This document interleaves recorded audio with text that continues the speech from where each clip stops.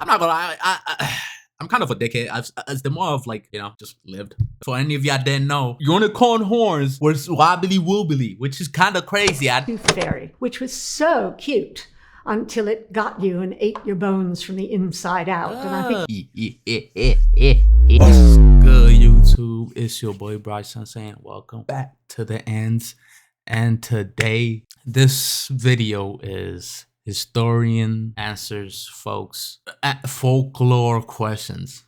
Okay, I've been seeing a lot of top things that people still believe or whatever. You know what I'm saying? Okay, I'm kind of fumbling with my words right now, but I feel like this is kind of the same concept. Historians answer folklore questions.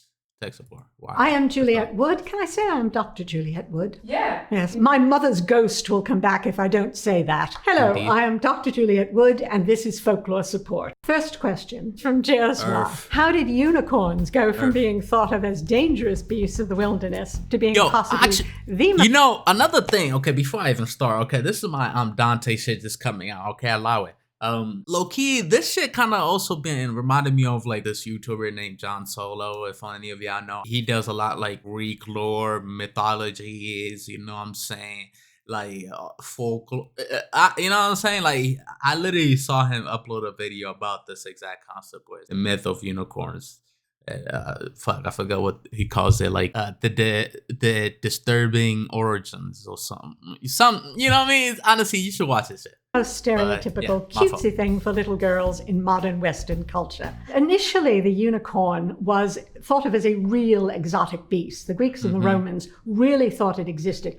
At the time, it appears really in the 1990s as a kind of popular culture thing. In the 1930s, J.D. Rockefeller gave beautiful unicorn tapestries, famous unicorn tapestries, to a museum in New York, the Cloisters Museum. So you're beginning already to get the unicorn seen as something popular, something modern, rather than a medieval or classical image. It becomes a fantasy creature. A couple of very famous fantasies written about the unicorn in the 1960s. Other fantasy writers take it up, and suddenly you begin to get it merchandised. This, for example, which is a little box with a unicorn on it, a little papier-mâché box, which you could buy at any craft fair.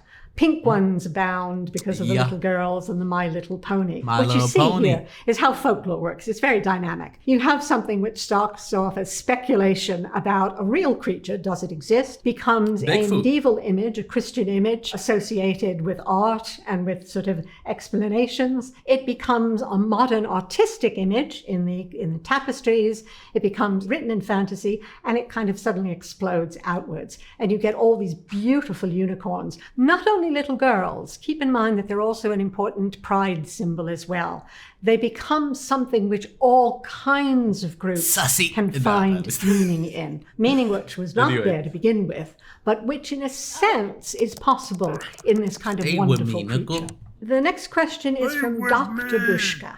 Why are there so many stories across time and cultures about mysterious little people? Miniaturization of sort of folklore beings is actually something that has occurred more recently than has occurred in the past. You can see this with fairies kind of shrinking, leprechauns shrinking. Now, I suppose one of the things that if they're sort of tiny creatures, you kind of don't see them easily, so they can kind of come out and jump at you. The thing that comes to mind is in one of Guillermo del Toro's films, he had something called the Tooth Fairy, which was so cute until it got you and ate your bones from the inside out. And I think he really captured the cuteness and the horror of these small creatures. Jerswa asks, where does the idea for magic wands come from? Good question. Have often been associated with symbols of power. Kings carried them, magicians carried them, and they were...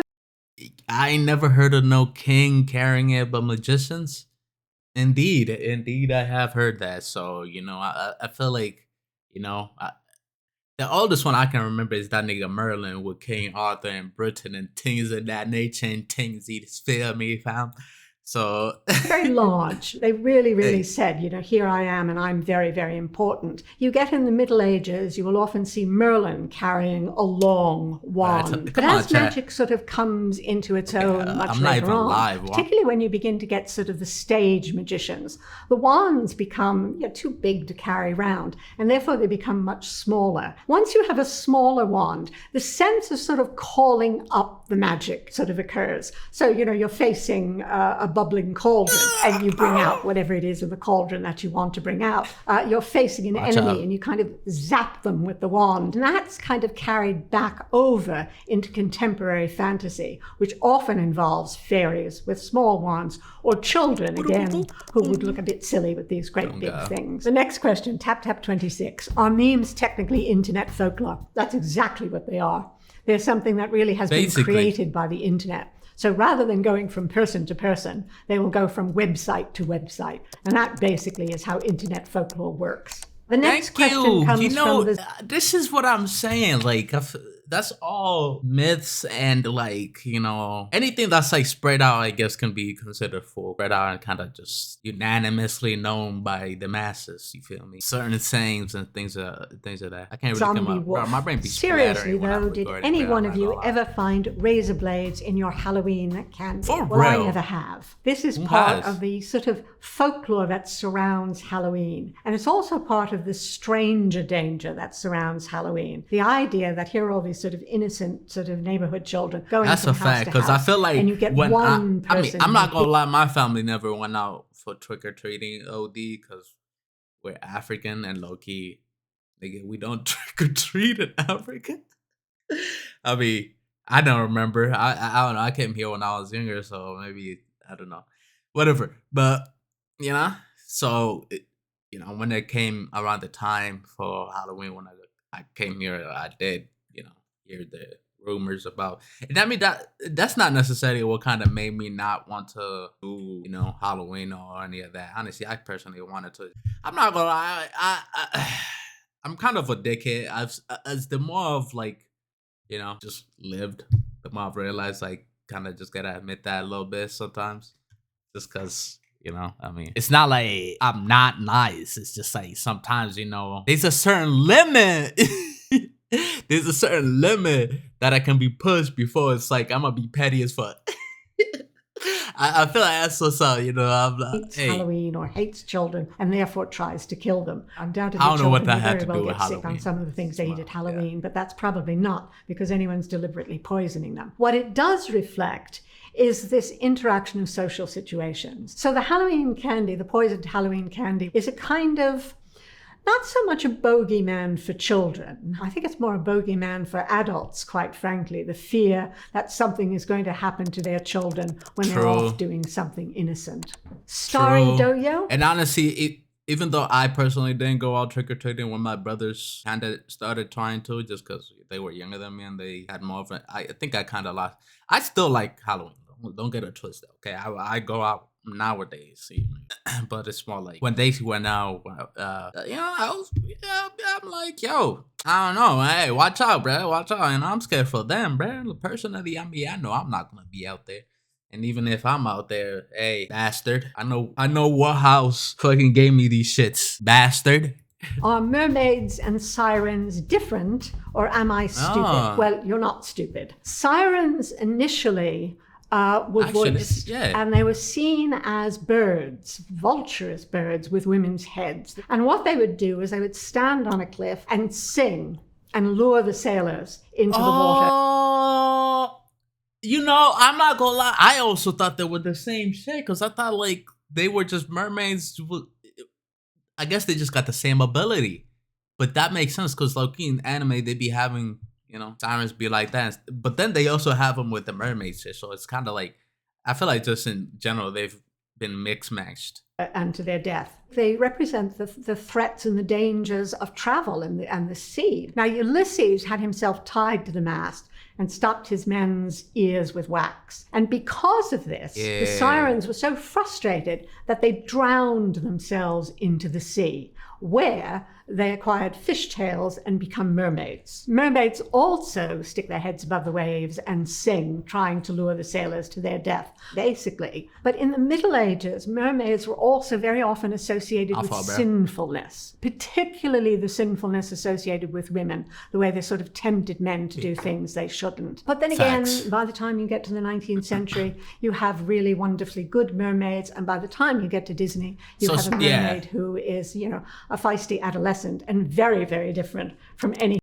So I guess it's more like, you know, the changes through time have just kind of like the same thing with the unicorn. You know, it used to be a vicious creature that will stab you with its horn, and the horn was fucking wobbly woobly. For any of y'all didn't know, unicorn horns was wobbly woobly, which is kind of crazy. Thing that either the Greeks or the medieval world thought of. This question is from Veer03255. Why are vampire stories always tied with werewolves? Both vampires and werewolves are sort of what anthropologists call liminal beings. In other words, they exist between life and death. Human beings who don't quite make it past death. So the idea that sort of a thing would come out of the grave, which looked, you know, vaguely human, you find particularly in Slavic countries. Now, with werewolves, wolves have always been outsiders in society. They're dangerous. They're the sort of dangerous dog. There's also another set of folklore which goes with them, in that sometimes they are cursed because of something that is done, not necessarily. Shit, if y'all watch Adventure Time, the hug bear, the hug wolf, you know what I'm saying? By the werewolf himself or herself. I'm just trying to get clicks. By the family. They kind of can't die. They get sort of stuck in the middle. Neither vampire nor werewolf really actively becomes a vampire or a werewolf. So you get this notion of those things which are beyond human control. And it's certainly something which I think it's safe to say all cultures fear. We're afraid of the dark. We're afraid of the nightmare world. And these two characters represent it. The next question is from Alina Rain. What is the real story behind the Mothman legend? Anyone here familiar with its origin? The Mothman was a humanoid creature with wings and red eyes that was seen in a small West Virginia town in the 1960s. Basically, you had two couples driving along, and they were passing a disused, derelict World War II munitions plant. And they saw this tall, thin creature with these great big wings and these fiery eyes. Immediately turned the car around to leave, and they said it followed them. It got picked up by the national paper. Some few years later, two paranormal specialists came to the town, wrote up the story, called it Mothman, and started connecting it with sort of events. Not long after the people had seen this, a local bridge collapsed with the loss of life. And it was put forward that the Mothman appeared to warn people about what would happen. And when the film was made, it really pushed this idea of the Mothman as a portent. So very unusually, a character which was supposedly scared people, which professional paranormal writers turned into a monstrous present, has become a real local celebrity. This question comes from Terminal Reddit. What were the Cottingley Fairy photographs and what was so mysterious about them? The Cottingley Fairy photographs were a series of photographs that appeared at the beginning of the 20th century. They were taken by two girls in Yorkshire who claimed they took pictures of fairies. And they were taken up by Arthur Conan Doyle, who believed in fairies. Eventually, they were proved to be fakes. And the girls, once they were grown up, actually admitted to this. If you look at them now, it's kind of difficult to believe that anybody thought they were anything else. What the girls did is they cut out pictures out of a picture book, stuck pins in them, and stuck them in the ground. One of the girls is standing behind them and the fairies are in front. And it was pointed out that, they're fairies, but why have they got 1920s hairstyles and various things? But so strong was the authority of Arthur Conan Doyle that people just kept saying, no, they must be real, they must be real, they must be real. The next question is from Jen Enthusiast, who asks, what how she's like, yo, okay, I might need to know that, but I like how she's like just enjoying it over the more that she does the thing itself, whatever. I don't know. These shits are like kind of like the, what's the Wings one with Sean Evans? We Feast? It's something like that. You know what I'm saying? I feel like, when celebrities go in there, at first they kind of just like, I'm here. I mean, over time, clearly, Sean Evans became more popular. You saw his earlier vids. It's more like, yeah, let's do this, I guess. It's a very, very nasty monster. Time to get comfortable. It comes from First Nations. It's cannibalistic. It haunts the edges and kind of invades places. It was first sort of identified and talked about in the 19th century, when various people became interested in the stories of the First Nations in America. It's now escaped. It now belongs to the sort of general horror fantasy. But originally, it was a much more specific thing, a representative of the fears of not being able to survive the winter, fear of what might happen if you kind of starved to death and didn't have a right burial and didn't have the right rituals to get you into the afterlife. Heartstopper asks, is Dracula really inspired by Vlad the Impaler? The novel Dracula is quite a complex novel. It isn't based on Vlad the Impaler so much. Vlad the Impaler was never thought to be a vampire. In fact, he's a national hero in Romania because he repulsed the Turks. He just seemed a kind of good backstory to this character. So Dracula doesn't come out of nowhere. I won't lie. Dracula is such a synonymous bro for like just like at least I do with Vlad, bro. It's kind of like fuck what was his name? I be blanking out so bad. Wolfgang, you know who I'm talking about, okay? Bro, Wolfgang. I feel like, bro, that's just so tough. Whatever. A creature who has a more complex Romanian heritage. Bram Stoker's story appeared just at the end of the 19th century. There had already been several vampire stories. Most of those vampire stories initially were based on Lord Byron, which is why you get the glamorous vampire in the dark clothes and all the women fall over in love with him. Stoker decided he wanted to change this a little bit. So he puts his character in a much more exotic area, which then he reworked into what has got to be the seminal vampire novel ever written. Okay, he took sexy playboy, said, let's make him a bad man, okay? A real bad big man thing, boss thing, epic boss thing. Basically found the boss, put him in a castle, bro. You know what I'm saying? Put him in a castle, Make him the king of the vampires.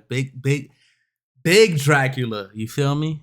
From Smythe70, Red Rover, anyone? Well, I think this depends on whether anybody has played Red Rover, a game that I played when I was at school. And basically you had two opposing groups and you called someone over. They had to run across and crash through the group. I don't quite understand why it's now become unpopular, possibly because it's regarded as aggressive or dangerous. But I have to say, it was actually quite a lot of fun to play. I was not there. Because you sort of, when you were called, you kind of looked down the line and either found the person you liked least or thought was the weakest and charged for them. Which may be revealing something about my background and my childhood that people might not want to know. This question is from Cora. Can you explain the differences between a Sasquatch, Bigfoot, Yeti, and Abominable Snowman? Yeti and the Abominable Snowman come from snowy regions. They're associated with Tibet, so they're white. Sasquatch and Bigfoot come mostly from North America. They're hairy and dark because they live in the forest. All four of them are actually quite similar in that they represent creatures who live in the margins.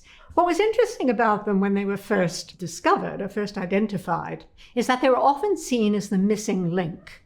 This was a time when it was thought that Homo sapiens descended from the apes, and somewhere there was a missing link, and this was it. We've completely changed our attitude, and they've become a sort of independent monsters. People go hunting for these things, and they find footprints, and they find all sorts of things, none of which really ever is proved to exist, which is very nice because it means they can still go hunting them. Caffarelli asks, when and how did fairies shrink? Victorians shrunk the fairies. Fairies initially were as large as human beings. Yeah. Sometimes they were larger. They were more beautiful. The only reason I kind of know about like the size differences from the fairies is, this is, I guess the thing that kind of made it completely, because I know it was like more in that age that they kind of just shrunk out of nowhere because they were more in like that time period, whatever this picture is. It's when I watch Sandman. If any of y'all ever watched that shit, it's some DC shit. I'm not gonna lie, it's a good show to fall asleep to. Sandman put you to bed. It's just the scene is dark and everything, but like in season 2 they introduce, I guess, what are basically fairies. Okay, I guess they call the actual whatever terminology, but they were actual like regular people size, not no motherfucking cutesy wootsy little light balls or people. You feel me? So I was like, interesting, and it's more. I think it's more like they were more descendants of elves. Human beings as well. But during the Victorian period, interesting things happened to fairies. The Victorians were very interested in the natural world. They were very interested in insects. And there's something about the insect, the firefly and the dragonfly. They were also interested in sort of pretty fantasy, ballet, for example. So the fairies suddenly acquire ballet skirts. So you get this kind of diminutization of these fairies simply because the Victorians are sort of interested in them. And you also get what can only be described as an explosion of fairy art. There are a number of artists who really specialized in this. And there are anything from the sort of pretty fairies in Victorian fairy books to one particular artist where the fairies look really like something out of a fever dream. But as far as the Scots and the Irish are concerned, fairies are still large. The next question comes from Pinchy Isaac. Who invented zombies, man? The zombie comes out of the Caribbean culture, which sort of synthesized stories and traditions from West Africa, which is where most of the slaves came. Wait. Of the Caribbean zombies culture. in Africa Invented zombies, man. The zombie comes out of the Caribbean culture, which sort of synthesized stories and traditions from West Africa, which is where most of the slaves came from. So they were a slave tradition in that the zombie was seen as a corpse who couldn't rest, or a person who couldn't really die, who was enslaved literally by a boka, who is a black magician associated with voodoo. So there's a lot of colonialism here and a lot of very negative attitude towards summon the undead. They say, arise, arise, arise. Beliefs which were being syncretized and reworked in the impossible situation of slavery. But it really kind of comes to the fore when the United States begins to interfere in Haiti. Of course. And there's a book written, The Magic Island, which is very negative in its view. And it sees the Haitians, and it extends it to other Caribbean peoples, as basically very backwards. Ex-slaves, descendant from these West African cultures, and really in need of civilizing. The idea of these sort of voodoo cultures is that you are possessed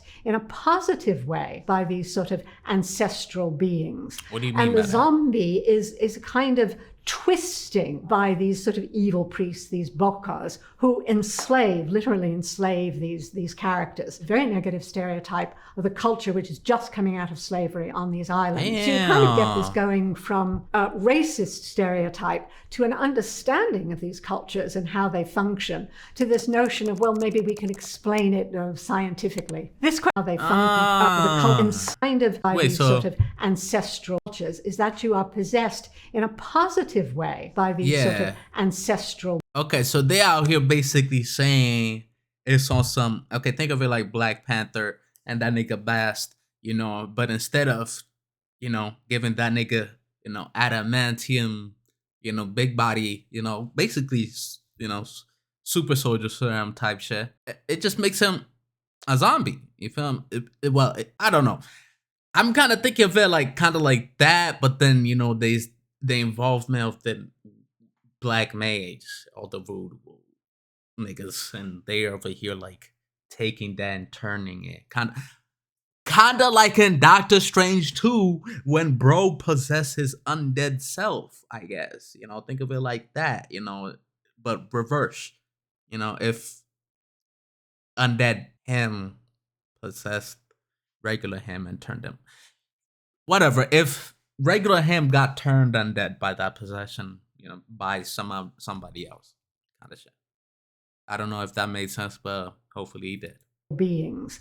And the zombie is kind of twisting by these sort of evil priests, these bokas, who literally enslave these characters. Very negative stereotype of a culture which is just coming out of slavery on these islands. So you kind of get this going from a racist stereotype to an understanding of these cultures and how they function, to this notion of, well, maybe we can explain it scientifically. This question is from Cora. How has the legend of the Loch Ness Monster evolved over time? The Loch Ness Monster, or Nessie, as he is affectionately called, is supposed to live in Loch Ness. He was first observed in the medieval period by one of the most famous of the Scottish saints. It's included in his biography, a biography written by a fellow monk who wrote this up very seriously. The saint had forgotten his book on one side of the loch, and he asked one of his young acolytes to swim across the loch and get it. He got it and was swimming back. Halfway through the loch, up comes the monster. And basically the saint says, don't dare touch him. And the monster, of course, listens to the saint and disappears.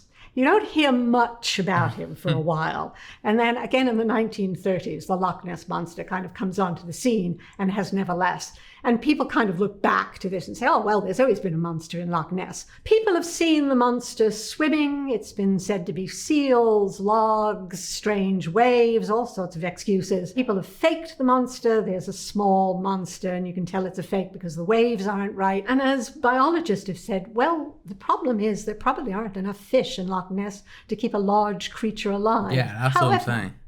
It's also one of these monsters which local people have taken to their hearts. He is a big, or she, or it, however you want to call it, is a big tourist draw. And while the locals sort of say, no, we don't believe in them, we're quite happy for tourists to come and visit us. Ask Europe subreddit. What's your country's version of the Tooth Fairy? Well, as an American, my version of the Tooth Fairy is the Tooth Fairy. But it's a fairly modern reworking of a character who more often is a mouse. I'm not sure whether there's a specific folkloric reason for the mouse, but it's a creature that was often found in the older houses and often had little burrows somewhere and often collected bits and pieces. Obviously, it's going to collect the children's teeth as well. But so often these things are not so much this happens and this happens and this happens, as you look back and think, oh, well, this and this and this is in the environment, and I can put it together in a certain kind of way and have a folk story. The next question is from Daisy Jane 1. Did you all have a rabbit's foot? Niggas just had rat issues and just somehow kind of were I guess maybe because, I don't know, maybe because back then they didn't have a way to, I guess sometimes peep what it was or some shit. I don't know. So they were just with makeup shit. I guess, it makes sense, low-key, though. Niggas do makeup shit when they don't know what's up. So, yeah. For good luck, it's just how people on a keychain. Rabbit's feet kind of go back quite a long way. Rabbits, because they were prolific, were thought of as very lucky. Nowadays, I think we would sort of sympathize with the bunny and not want a rabbit's foot. So we've substituted it with all kinds of good luck symbols and sort of keychains with something on it because they allow you to find the keys. But I think the practical has sort of been overtaken by the fact that what people put on their keychains are often very important to them personally. So you're beginning to get not just a good luck charm, but a kind of how I want to project myself to the world. It's interesting, very interesting what you get on keychains. Currently, it's the little voodoo dolls, which are sort of scary versions of the trolls. Some people are saying they're actually demonic creatures, but people like them. They buy them in boxes where they don't see what they're going to get, and they reveal something particular. So it's something very personal, something almost that's come out of a grab bag that is mine and no one else's. I ain't gonna lie, I was never about that little boo-boo nonsense. 5341 is asking, what is Slenderman's origin? Slenderman originated on the internet as an internet meme. He's a kind of mysterious bogeyman who goes after mostly young children. He's tall, thin, dark, no face. He's completely covered in sort of almost like a shroud, a tight-fitting shroud. He belongs in a whole class of either faceless or masked nightmare characters. Think of Freddy, think of Jason, think of V for Vendetta, even Pennywise. These characters who don't V think for of Vendetta. V for Vendetta, even Pennywise. Yo, I be seeing that shit and I'm like, bro, that nigga look kind of saucy though, bro. I ain't gonna lie. I never peeped any of that shit though. So these characters who don't look human and who aren't human. And mostly, I ain't gonna lie, I've never watched it either, and I guess that actually might definitely shock some people, but like there was a very tragic situation of two girls who killed someone, thinking that Slenderman ordered them to do it. Very disturbed girls. Very unusual that this sort of thing happens. But of course, it becomes a cause célèbre and a wake-up cry that, you know, what's happening on the internet that our children are beginning to see. It's kind of downplayed now. He's become a character which you kind of find in horror films. It's a character who is much talked about and much less, because he's not so new, kind of much less frightening. Bro, it's not scary. E-A-A-A. I'm not even going to try to pronounce that. Saw there's a full moon out tonight and I had a thought. Why do werewolves only change on the full moon? And why have I never thought about this before? The full moon in werewolf folklore, again, is a fairly modern one. The full moon was always associated with strange happenings. Madmen were thought to become more mad at the full moon. People with... like, my girl works with, you know, people with mental... I don't know if it's illnesses or the specifics of her jobs, but like even they'll be telling her, and of course she'll be telling me, full moon, you know, I was acting weird because of the full moon. And I'm like, you know, I kind of feel that, you know, I'm not gonna lie, I kind of feel that, you know, there's just something about that full moon that kind of just, you know, thought that they shouldn't look at the full moon, particularly if you were looking through glass. You ought to curtsy to the full moon and acknowledge it. Love that so the full moon has this uncanny nature. But once werewolves became part of horror literature, it begins to accrue these other kind of superstitions. Turning into a werewolf in the full moon is one of those sort of accretions. Tenacious Deeve asks, everyone knows about vampires and werewolves, but are some lesser known creatures? Let me know. One of my favorite characters are griffins. Cool. The sort of lion eagle ones, which you see a lot in architecture, but also which have this wonderful stories associated with them about how they guard gold. The other character who I think is fascinating is the hippogriff. Rowling did not invent the hippogriff. It actually comes from a medieval poem. I think what I like about griffins and hippogriffs is that they're hybrid characters. They're hybrids. And they're a mixture of two very important beasts. The lion, the king of the beast, the sort of eagle, again, these sort of powerful creatures. But when they get hybridized, they become much more domesticated and much more user-friendly. And I think it's quite interesting to see the arc that these characters take as they move from, let's call it elite culture, into sort of architecture and pictures and art, and then finally into modern popular culture, which is so enamored of fantasy. This one is from the Ask Historians subreddit. Why did women become associated with witchcraft and magic? You have both men and women who were prosecuted as witches. Numbers are difficult to establish, but certainly, no matter how you cut it, more women were killed as witches than men. It's a misogynistic thing. It's assumed that basically women are more devious than men. But there was also this notion that women were more powerful than men, and women's power was... I ain't going, you know what I mean? Nah, they do be niggas that be wild. The fighting power, the power of strength, but the power of something internal to them. The obvious thing is they produce the children. But it's also... But let's not lie, shorties are weird too, okay? Girls should not know all saints, for sure. That they had a kind of mystical power as well, let me chill out before. And so there's this notion that they're more in touch with things that are intangible. The next question is from the Twilight subreddit. What makes Twilight vampires unique among all the different types of vampires in vampire lore? Well, Twilight represents a new strain in vampire lore, which is not traditional. It's very much part of modern sort of fantasy writing. And it's often called the horror romance, where the young boyfriend is a vampire. Well, basically, if you're going to make him into a boyfriend, you can't have him sleeping in a coffin all day. You can't have him disappear in a puff of smoke when the sun shines. So you're going to have to invent a new kind of lore. That said, sleeping in coffins all day and disappearing in a puff of smoke is actually part of the sort of literary vampire lore that was created in the 19th century. So all you're really doing here is not so much changing the folklore that was associated with folk vampire figures, but the kind of literary folklore associated with the literary vampire. The next question. So just changing the actual main it's kind of like in Adventure Time. I've been watching Adventure Time. You know, the vampire arc for Marceline, where she has to fight all the other, you know, vampires to reacquire her powers again. And, you know, there's that one ancient, you know, the nigga who follows the old rules, bro. And it's like, you need to be allowed into the... I'm like, bro, this is like sinner shit. I'll be looking at you like, bro, you almost had me. Look at you. Almost had me. And honestly, personally, I'm like, that shit will definitely not stick over time.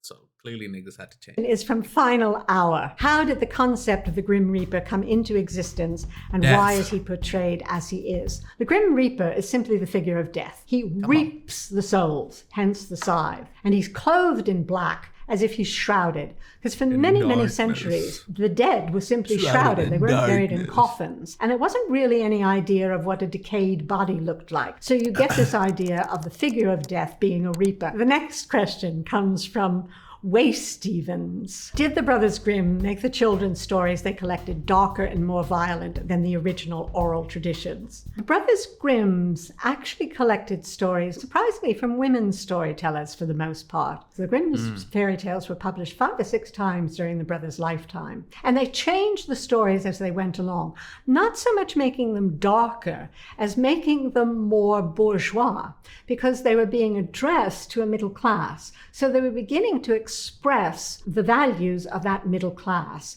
They were quite dark to start with. Fairy tales can be very dark. They're sort of dealing with sort of structures. See the dark origins of any fairy tale, and it's just like, whoa, Disney really did a good switch up on these guys. Cause goddamn, brother.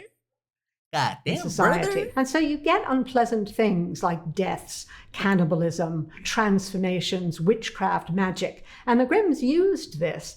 But I think if anything, they could be accused of kind of taming it a bit. Some people sort of say you shouldn't scare kids, or you shouldn't tell them these stories. But the positive thing is that these are stories.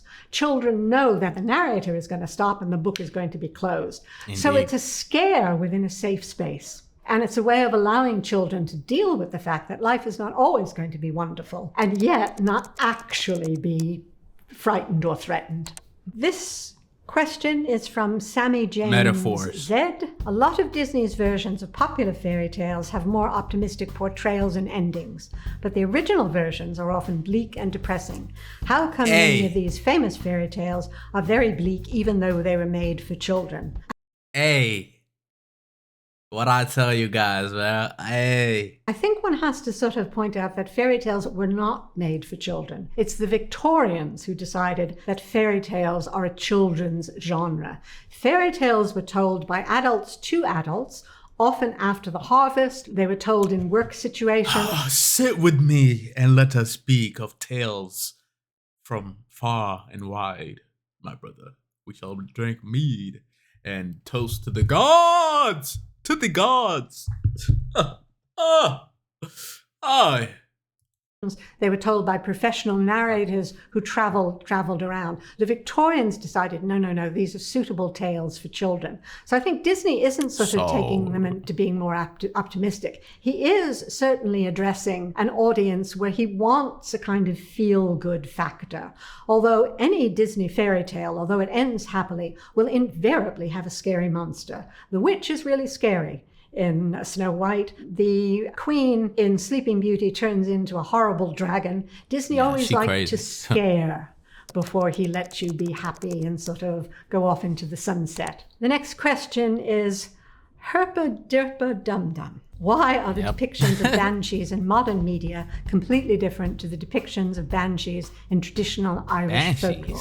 In Irish folklore, the banshee is the banshee, the fairy woman, and she's a sort of supernatural figure that appears before a death and cries and wails, sort of indicating that a death may be coming. She has nothing to do with the death itself.